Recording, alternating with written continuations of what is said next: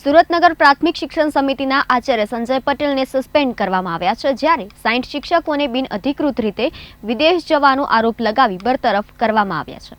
રાજ્ય શિક્ષણ મંત્રી પ્રફુલ પાનસેરિયાએ જણાવ્યું કે બેદરકારી અને બાળકોના ભવિષ્ય સાથે ચેડા કરતી શિક્ષકો સામે રાજ્ય સરકાર કડક પગલાં લઈ રહી છે।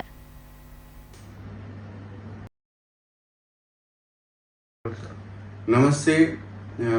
આજે સુરતમાં અને અન્ય વિસ્તારની અંદર જે શિક્ષકો વધુમાં વધુ રજા પાડી 3 મહિનાના 6 મહિનાની રજાઓ પાડીને વિદેશ જઈ ત્યાં જોબ કરે, ત્યાં બિઝનેસ કરે, આવા જૂજ ઉદાહરણો છે। લાખો શિક્ષકો ગુજરાતમાં છે।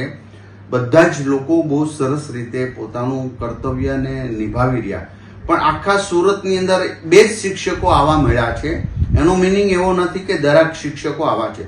આ શિક્ષકને મેં અત્યારે જ સુરતના સંજય જે શિક્ષક છે, દુબઈ બિઝનેસ કરતો હતો અને અહીંયા શાળા રેડી રહેતી હતી, એ કાયદાનો દુરુપયોગ કરી, પોતાને મળેલા હકને દુરુપયોગ કરી, છટકબારી શોધીને આ લોકો આ રીતનું એક ભ્રષ્ટાચાર ઉપરનું એક સ્ટેપ છે। કારણ કે બાળકના વિદ્યાર્થીના શિક્ષણ ઉપર એની અસર થતી, તો એને સસ્પેન્ડ કરી દઈએ છીએ। આખા વર્ષ દરમિયાન અમે જે અભિયાન ઉપાડ્યું હતું એમાં કુલ 60 આવા લોકો નીકળ્યા હતા જે વિદેશ જતા હતા। એ તમામને બરતરફ કરી દેવાની ત્યારે પણ સૂચના આપી હતી ને હજી ગુજરાતની અંદર આની દરેક જિલ્લા શિક્ષણ અધિકારીઓને તપાસ સોંપી દીધી છે। લગભગ સંપૂર્ણપણે કોઈ જિલ્લાની અંદર આવું હવે બાકી નથી।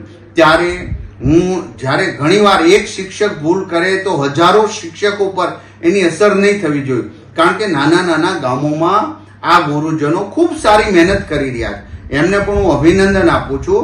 અને આવો એકાલ દોકલ જે પોતાના સ્વાર્થ માટે તમામ વસ્તુ નેવે મૂકે છે, ગરીબ બાળકોના શિક્ષણ અને સારામાં સારા પગાર લઈને જો આવું કરતા હોય તો એને માફ કરી ન શકાય। અને જો એને રજાના પગાર લીધા હશે તો અમે એના પાસેથી વસૂલીશું।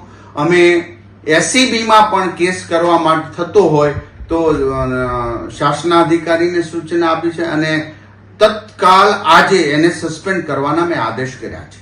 અસ્તુ।